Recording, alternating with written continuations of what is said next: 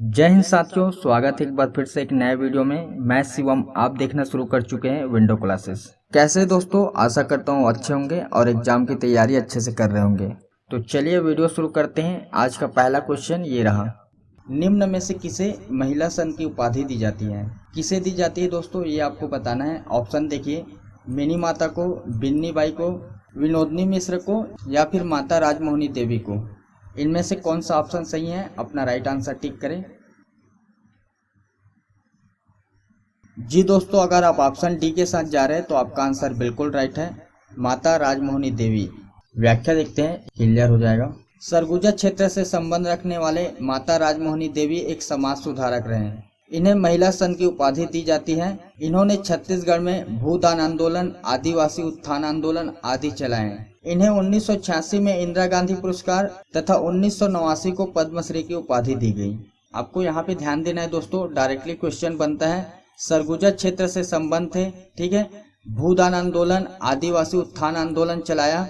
1986 में इंदिरा गांधी पुरस्कार और 1989 को पद्मश्री सम्मान से नवाजा गया। क्लियर है दोस्तों। बढ़ते अगले क्वेश्चन की तरफ। कलचुरी कालीन शासन व्यवस्था में स्थानीय कामकाज के संचालन हेतु नगरों और गांवों में कौन सी संस्था थी? ऑप्शन देखिए दोस्तों, पंचधर्म, पंचकुल, ग्रामकुल, पंचसभा। इनमें से कौन सा ऑप्शन सही है? अपना राइट आंसर टिक करें। जी दोस्तों, इस क्वेश्चन का राइट आंसर हो जाएगा बी, पंचकुल। व्याख्या देखते हैं, क्लियर हो जाएगा।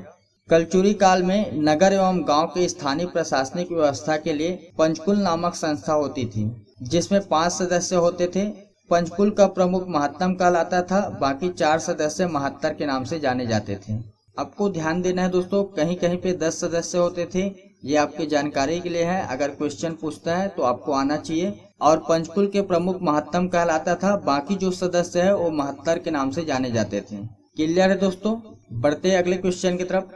इस प्रकार के क्वेश्चन एग्जाम में पूछे जाते हैं, निम्न में से कौन सी जोड़ी छत्तीसगढ़ की वृहद सिंचाई परियोजना एवं जिला सुमेलित है? कौन कौन से सुमेलित है दोस्तों, ये आपको बताना है। ऑप्शन देखिए, सोढुर दुर्ग, केलो रायगढ़, महानंदी बेमेतरा, हसदेव बांगो बिलासपुर। इनमें से कौन सा ऑप्शन सही है? अपना राइट आंसर टिक करें। जी दोस्तों, अगर आप ऑप्शन बी के साथ जा रहे हैं तो आपका आंसर बिल्कुल राइट है, केलो रायगढ़। ये ऑप्शन सुमेलित है, बाकी जो ऑप्शन है वो सुमेलित नहीं है। व्याख्या देखिए, क्लियर हो जाएगा। एसआई की एग्जाम बहुत ही जल्द शुरू हो जाएगी, ठीक है। तो उसमें आपको 2 एग्जाम दिलाना पड़ेगा, प्री और मेंस। तो आपको एग्जाम में फोकस करना पड़ेगा और इस प्रकार के क्वेश्चन अगर आप पढ़ते हैं तो आपके मेंस के लिए हेल्पफुल रहेगा। व्याख्या देखिए दोस्तों, हसदेव बांगो परियोजना कोरबा जिले में, केलो परियोजना रायगढ़ में तथा सोडूर परियोजना धमतरी जिले में स्थित है। महानंदी परियोजना समूह का सबसे बड़ा बांध रविशंकर जलाशय धमतरी जिले के गंगरेल नामक स्थान पर स्थित है। तो आपको ध्यान देना है दोस्तों, हसदेव बांगो परियोजना कोरबा जिले में है, केलो परियोजना रायगढ़ जिले में, ठीक है। सोढूर परियोजना धमतरी जिले में स्थित है और महानदी परियोजना समूह का सबसे बड़ा बांध रविशंकर जलाशय धमतरी जिले में है, ठीक है। यहाँ पे अगर आप ऑप्शन में देखेंगे तो बी ऑप्शन सुमेलित है, ठीक है, केलो रायगढ़। बाकी जो ऑप्शन है वो सुमेलित नहीं है, जो मैंने आप लोगों को बता दिया है। क्लियर है दोस्तों। बढ़ते अगले क्वेश्चन की तरफ। वेरी वेरी इंपॉर्टेंट क्वेश्चन है, यहाँ से क्वेश्चन बनेंगे आपके एग्जाम में। अगर चाहेंगे तो आप इसका स्क्रीनशॉट ले सकते हैं। निम्न में से कौन सी जोड़ी छत्तीसगढ़ शासन के पुरस्कार, सम्मान तथा क्षेत्र सुमेलित नहीं है? कौन सा ऑप्शन सुमेलित नहीं है दोस्तों, ये आपको बताना है। ऑप्शन देखिए, दाऊ मंद्रा जी सम्मान लोक कला में योगदान, चक्रधर सम्मान संगीत और कला में योगदान, पंडित सुंदरलाल शर्मा साहित्य में योगदान, चंदूलाल चंद्राकर पुरस्कार चिकित्सा के क्षेत्र में योगदान। इनमें से कौन सा ऑप्शन सुमेलित नहीं है दोस्तों? अपना राइट आंसर टिक करें। जी दोस्तों, अगर आप ऑप्शन डी के साथ जा रहे हैं तो आपका आंसर बिल्कुल राइट है, चंदूलाल चंद्राकर पुरस्कार चिकित्सा के क्षेत्र में योगदान। ये ऑप्शन सुमेलित नहीं है, बाकी जो ऑप्शन दिखाई दे रहे हैं सभी ऑप्शन सुमेलित हैं। व्याख्या देखते हैं, क्लियर हो जाएगा। चंदूलाल चंद्राकर स्मृति पुरस्कार पत्रकारिता के क्षेत्र में उत्कृष्ट योगदान के लिए दिया जाता है। यह पुरस्कार प्रिंट तथा इलेक्ट्रॉनिक मीडिया के श्रेणियों में दिया जाता है, ठीक है दोस्तों। तो यहाँ से आपके क्वेश्चन नहीं बनेंगे, क्वेश्चन यहाँ से बनेंगे।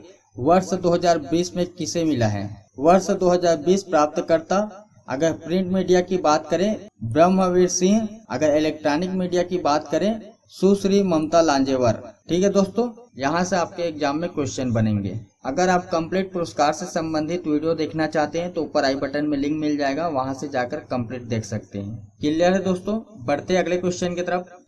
गुरु घासीदास का जन्म किस वर्ष हुआ? बेसिक क्वेश्चन है बट इम्पोर्टेंट क्वेश्चन है। ऑप्शन देखिए दोस्तों, 1765 में, 1755 में, 1775 में या फिर 1756 में। इनमें से कौन सा ऑप्शन सही है? अपना राइट आंसर टिक करें। जी दोस्तों, इस क्वेश्चन का राइट आंसर हो जाएगा डी, 1756। व्याख्या देखिए, सतनाम पंथ के प्रवर्तक गुरु घासीदास जी का जन्म 18 दिसंबर 1756 को बलौदा बाजार की गिरौदपुरी में हुआ था। गिरौदपुरी के पास छाता पहाड़ पर औरधारा वृक्ष के नीचे बैठकर उन्होंने तपस्या की, जो कि आज सत्य ज्ञान तीर्थ स्थल के रूप में जाना जाता है। गुरु घासीदास के पिता का नाम महंगू दास तथा माता का नाम अमरौतीन बाई था। इनका विवाह सुपरा माता से हुआ था। तो यहाँ पे आपको ध्यान देना है दोस्तों, यहाँ से डायरेक्टली क्वेश्चन बनता है। जन्म कब हुआ था? 18 दिसंबर 1756 को। प्रत्येक वर्ष 18 दिसंबर को जयंती मनाई जाती है। ठीक है, कहाँ पे हुआ था? गिरौदपुरी में। पिता का नाम अगर पूछा जाता है तो महंगू दास, माता का नाम पूछा जाएगा तो अमरौतीन बाई। अगर इनके पत्नी के बारे में पूछा जाता है तो आपको याद रखना है सुफरा माता। क्लियर है दोस्तों? बढ़ते अगले क्वेश्चन की तरफ। किस वर्ष छत्तीसगढ़ सरकार द्वारा शाकम्भरी योजना प्रारंभ की गई थी? बहुत ही अच्छा क्वेश्चन है दोस्तों। ऑप्शन देखिए, 2004 में, 2005 में, 2007 में या फिर 2008 में। इनमें से कौन सा ऑप्शन सही है? अपना राइट आंसर टिक करें।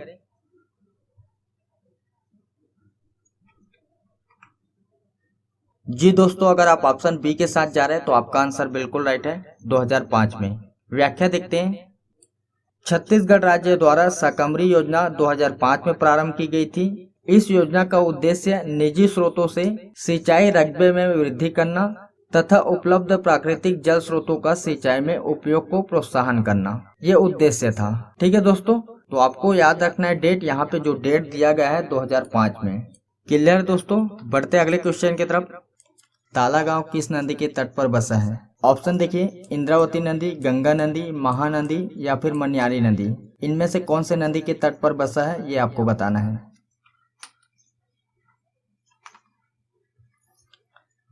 जी दोस्तों, अगर आप ऑप्शन डी के साथ जा रहे हैं तो आपका आंसर बिल्कुल राइट है, मनियारी नदी।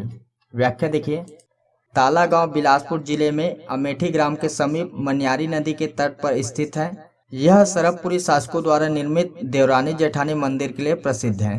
तो यहाँ पे आपको नाम याद रखना है दोस्तों, अमेठी ग्राम, ठीक है, और मनियारी नदी के तट पर। यहाँ से डायरेक्टली क्वेश्चन बनता है। तो इस क्वेश्चन में बस इतना ही। बढ़ते अगले क्वेश्चन की तरफ। दयावती ने किस स्थान के जंगल सत्याग्रह में हिस्सा लिया था? ऑप्शन देखिए, रायपुर में, धमतरी में, महासमुंद में या फिर रुद्री नवागढ़ में। इनमें से कौन सा ऑप्शन सही है? अपना राइट आंसर टिक करें।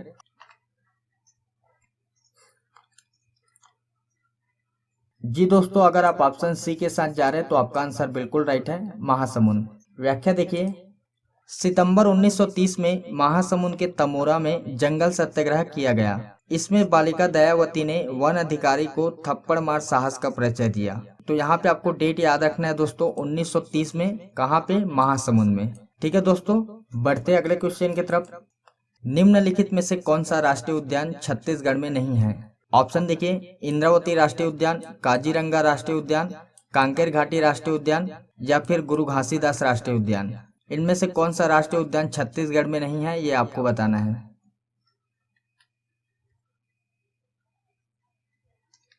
जी दोस्तों, इस क्वेश्चन का राइट आंसर हो जाएगा बी, काजीरंगा राष्ट्रीय उद्यान। ये छत्तीसगढ़ में नहीं है। बाकी जो तीन ऑप्शन है, इंद्रावती राष्ट्रीय उद्यान, कांकेर घाटी राष्ट्रीय उद्यान और गुरु घासीदास राष्ट्रीय उद्यान, ये छत्तीसगढ़ में स्थित है। ठीक है, व्याख्या देखिए, क्लियर हो जाएगा। इंद्रावती राष्ट्रीय उद्यान बीजापुर जिले में, कांकेर घाटी राष्ट्रीय उद्यान बस्तर जिले में, गुरु घासीदास राष्ट्रीय उद्यान कोरिया एवं सूरजपुर जिले में स्थित है, जबकि काजीरंगा राष्ट्रीय उद्यान असम में स्थित है। यहाँ से डायरेक्टली क्वेश्चन बनता है दोस्तों, आपको याद रखना है काजीरंगा राष्ट्रीय उद्यान असम में स्थित है। ठीक है, तो इस क्वेश्चन में बस इतना ही। बढ़ते अगले क्वेश्चन की तरफ। इंदिरा कला संगीत विश्वविद्यालय खैरागढ़ की स्थापना कब हुई? कब हुई थी दोस्तों? ऑप्शन देखिए, 1954 में, 1956 में, 1958 में या फिर 1960 में। इनमें से कौन सा ऑप्शन सही है? अपना राइट आंसर टिक करें।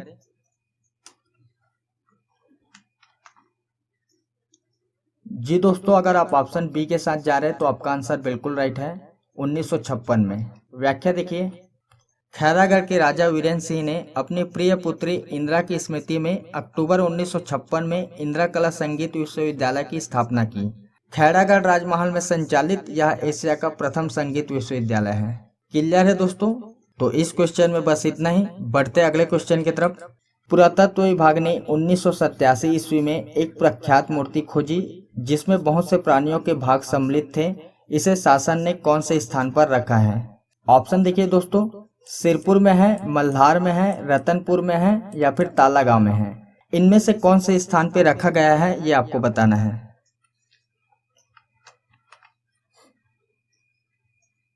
जी दोस्तों, अगर आप ऑप्शन डी के साथ जा रहे हैं तो आपका आंसर बिल्कुल राइट है, तालागांव।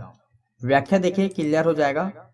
पुरातत्व विभाग द्वारा 1987 में एक मूर्ति खोजी गई जिसके अंग अलग अलग प्राणियों के मुखाग्रिस से निर्मित हैं। इस मूर्ति को तालागांव में रखा गया है। इसे रुद्र शिव प्रतिमा कहा जाता है। यहाँ से डायरेक्टली क्वेश्चन बनता है दोस्तों, आपको याद रखना है रुद्र शिव प्रतिमा कहाँ स्थित है, तो आपको याद रखना है तालागांव में। क्लियर है दोस्तों? बढ़ते अगले क्वेश्चन की तरफ। और आज का अंतिम क्वेश्चन है, ये क्वेश्चन आप लोगों के लिए है जिसका आंसर आप लोग को डिटेल से कमेंट बॉक्स में देना है। दंतेवाड़ा जिले के विभाजन से बना नया जिला बीजापुर अस्तित्व में आया। कब आया दोस्तों? ऑप्शन दिए हुए हैं यहाँ पे, अपना राइट आंसर कमेंट बॉक्स में टिक करेंगे। तो आज के वीडियो में बस इतना ही। वीडियो के रिगार्डिंग कोई भी क्वेश्चन है या डाउट है तो आप हमें कमेंट कर सकते हैं। आपका कमेंट का हमें इंतजार रहेगा। तो मिलते हैं दोस्तों नेक्स्ट वीडियो में। जब तक खुश रहे, दूसरों को भी खुश रखें। जय हिंद।